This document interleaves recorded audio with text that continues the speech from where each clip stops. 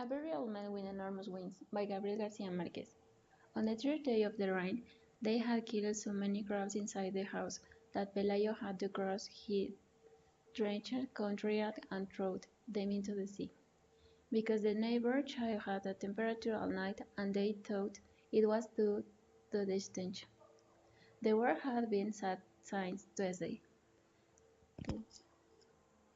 Sea and the sky were single as grey, thin on the sands of the beach, which of much night glimmer like power light, had become a streak of mud and ruddy selfish. The light was also weak at noon that when Pelayo was coming back to the house after throwing away the crabs. It was hard to him to see what it was that was mooring the groaning in the rear of the courtyard. He had to very close to see that it was a very old man laying face down in the mud, who is, in spite of his tremendous effort, couldn't get up, impelled by the enormous wind. Frightened by the nightmare, Pelayo ran to the gate Elisenda, his wife, who was putting compress on the sick child, and he took her to the rear of the courtyard. They both looked at the fallen body with a smooth supper. He was dressed like a rag picker.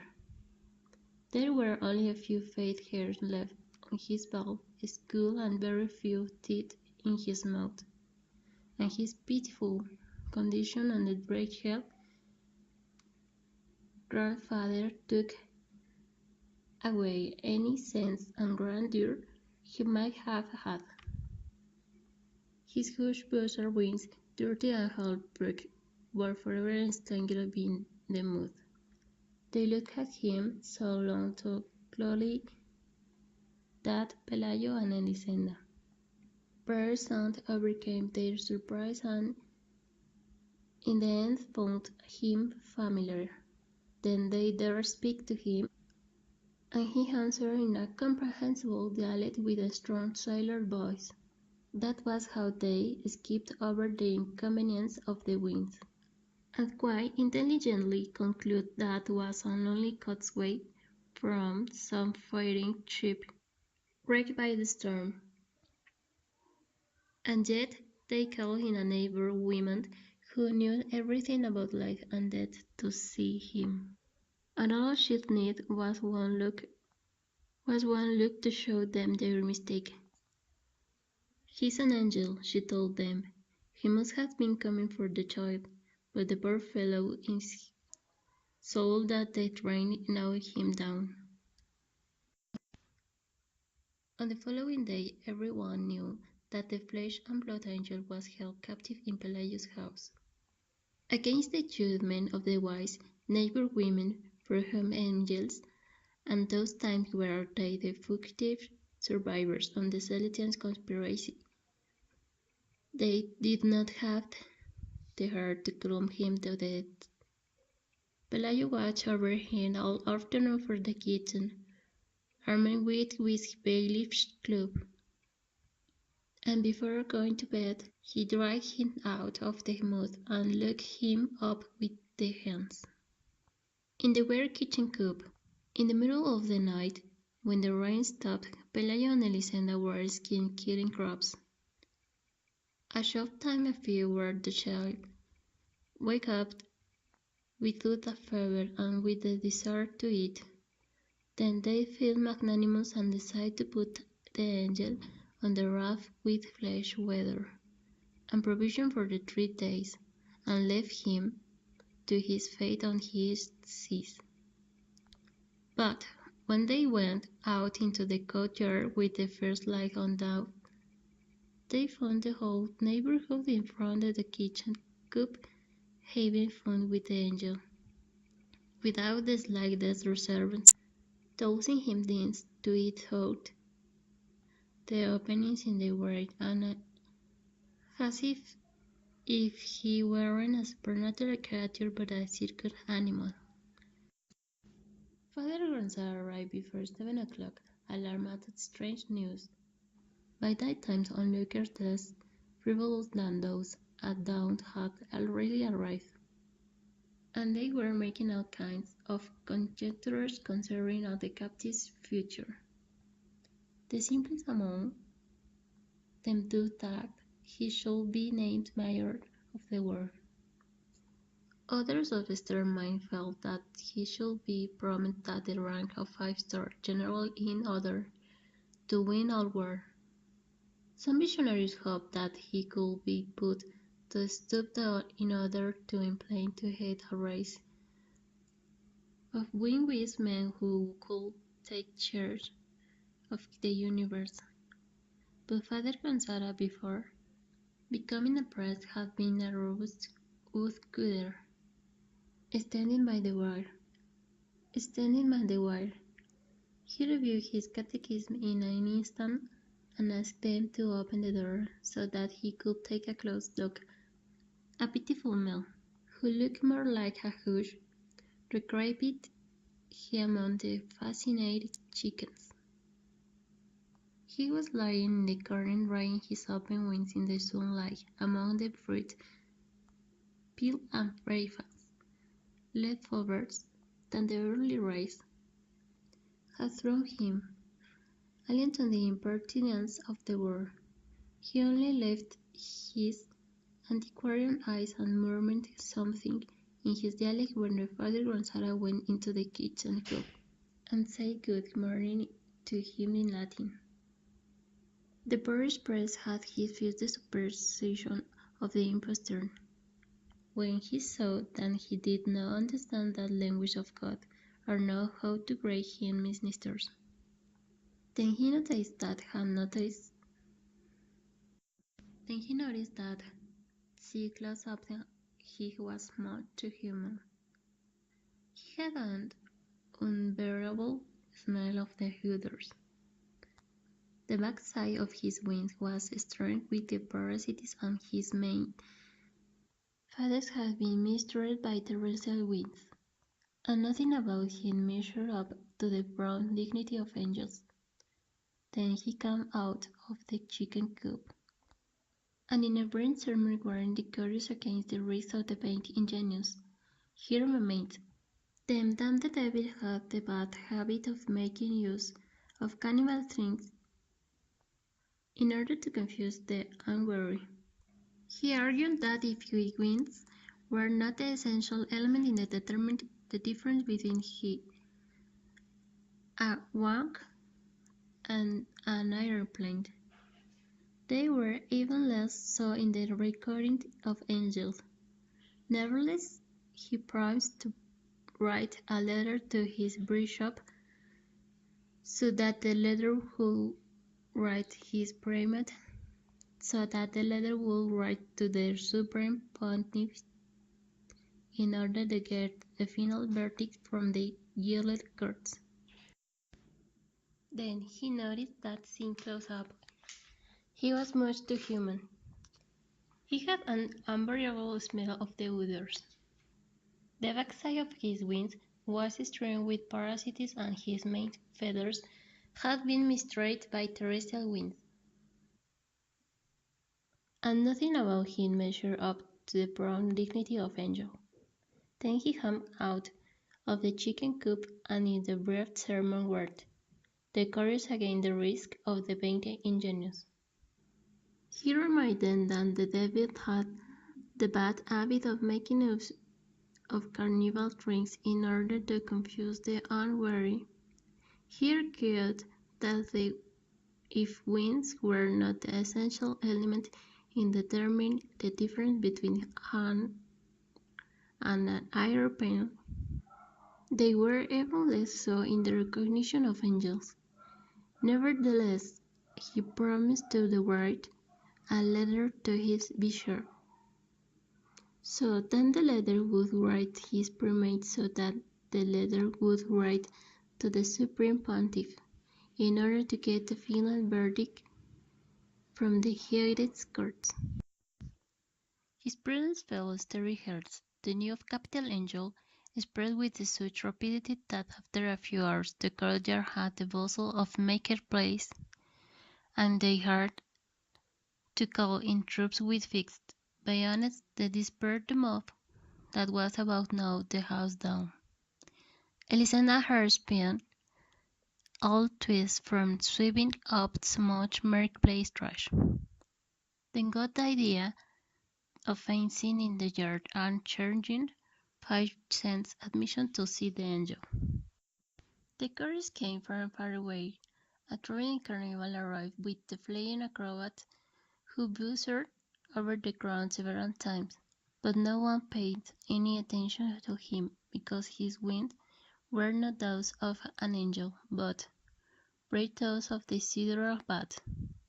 The most unfortunate invalid on her came in search of health, a poor woman who since childhood has been counting her herbets and had run out of numbers.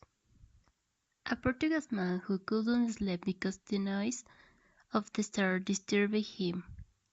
A sleepwalker who got up at night to undo the things he had done while awake, and many others with less serious ailments. In the midst of the shipwreck, deserted, that made the earth tremble. Pelayo and Elisenda were happy with fatigue, for in less than a week they had crammed their rooms with money, and their line of pilgrims waiting their turn to enter still reached beyond the horizon. The angel was the only one who took no part in his own hug. He spent his time trying to get comfortable in his boring nest, befuddled by the nauseous heat of the oil lamps and the experimental kilns that had been placed along with her. The angel was the only one who took no part in his own hug. He spent his time trying to get comfortable in his boring nest, befuddled by the hellish heat of the oil lamps and experimental kilns that had been placed along the way.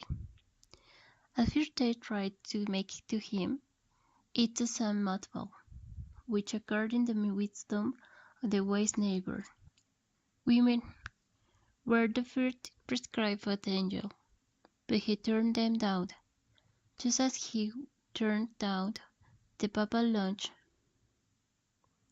that the penitents brought him. And they never found out whether it was because he was an angel or because he was an old man.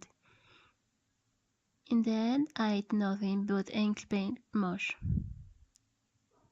His only supernatural virtue seemed to be patience, especially during the first day, when the hands pecked at him, searching for the stellar parasites that proliferated his wings, and the creep pulled out feathers to touch their defective part with, and even the most merciful threw a stone at him, trying to get him to rise to stays could see him standing.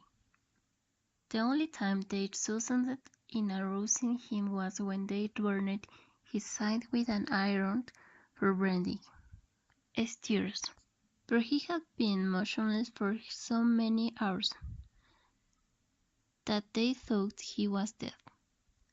He awoke with a start, breathing in his hermetic language and with tears in his eyes, and he flapped his wings a couple of times, which brought an whirlwind of kitchen. Tongue and lunar toss and gale of panic did not seem to be on his word. Although many thought that his reaction had not been one of rage but of pain. From then on they were careful not to annoy him, because the majority understood that his positivity was not that of a hero taking his but that of a cataclysm in repose. Father Gonzalez held back the crunch frivolity with formulas and made servant inspiration while awaiting the arrival of the final judgment on the nature of the captive. but the maid from Rome showed no sense of urgency. They spent their time finding out if the prisoner had a novel, if his dialect had any connection with Aramaic, how many times he could fit on the head of a pin, or whether he wasn't just a nerve with wings. Those major letters may have come and gone on to the end of that improvised event, and had not put end in the birth of tribulation.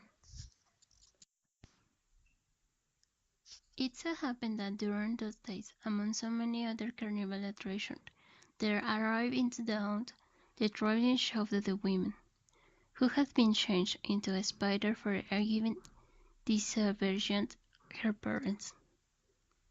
The admission to see her was not only less than the admission to see the angel, but people were permitted to ask her all manner of questions about her absurd state and to examine her out of town, so that one would ever but the truth of the horror.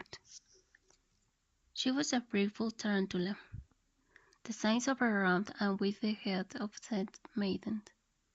What was the most wide-ranging, however, was not her outlandish shape, but the strange afflictions with which she recounted the details of the misfortune. While still practically a child, she had sneaked out of her parents' house to go to dance, and while she was coming back hooked the woods after having danced all night, without permission, a fearful thunderclap rent the sky into and thought the crack came the light night, full on brimstone than changed her into a spider. Her only nourishment came from the maid bolt that charitable souls chose to toss into her mouth. A spectacle like that, full of much human truth and with such a precious lesson, was both as default without even trying that a hooded angel, who scarcely dated to good look at mortals. Besides, the few miracles attributed to the angel showed a certain mental disorder, like the blind man who didn't discover his sin but grew 3 new teeth, or the paralytic who didn't get the well almost won the lottery, and the leper who soars sprouting sunflowers. Those consolation miracles, which were more like making fun, had already raised the angel reputation when the women who had been changed into the spider finally crushed him completely. That was how Father Monzara was carefree of his insomnia, and Pelagius Goodyear went back to being a champion during the time it had rained for 3 days and crabs walked through the bedrooms. The owner of house had no reason to lament, with the money their servant they both told to a story, mentioned with balconies and gardens, and heights, nearing so that crabs wouldn't get in during the winter, and with iron bars on the windows so that the angel wouldn't get in. Pelayo also set up Arabic wearing walls to town and graved up his job as a bailish for good, and sent about some setting pots with Hyde's help and many rays of iridescent silk. The kind were unsounded by the most desirable women in those times. The chicken coop was the only thing that didn't receive any attention, and they washing in the town with cradling and burning tears of mirth inserted into every act of them. It was not in homage to the angel, but the drive away the dung heap stage that stood hook everywhere like a ghost, and was turning the new house into old one. At first, when the child learned to walk, they were careful that not get too close the kitchen coop. But they then began to lose their fears and got used to the smell. And before the child got his second date, he'd gone inside the chicken coop to play, where the wires were falling apart. The angel was no less standoffish with it than with the other mortals, but the tolerance the more ingenious infamous with the whole patient adult who had no illusions. The boat came down with the kitchen box at the same time. The doctor who took care of the child couldn't resist the temptation to listen the angel heard, and he found so much whistling in the heart and so many sounds in the killing that it seemed impossible for him to be alive. What surprised him most, however, was the logic of the winds. They seemed so natural of that completely human organism that he couldn't understand why other men didn't have them too. When the child began school, it had been some time since the sun and rain had caused the collapse of the kitchen coop. The agent went throwing himself about here and there like stray daring men. They would drive him out of the bedroom with a broom, and a moment later find him in the kitchen. They seemed to be in so many places at the same time that they grew to think that he'd be duplicated, that he was reproducing himself throughout his house. And desperate and unhide, Elisenda showed that he was awful, living in that hell full of angels. He could scarcely eat, and his antiquarian eyes had also become so foggy that the want about bumping into bust. All he had left were the bare canvas of his last feathers.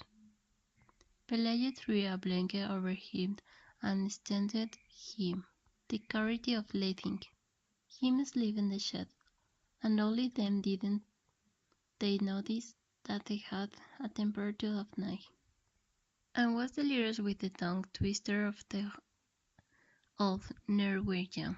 That was one of the few times they became alarmed, for they thought he was going to die, and not even the wise neighbor women had been able to tell them what to do with dead angels. And yet he only survived his month's winter, but sailed improved with the first sunny days.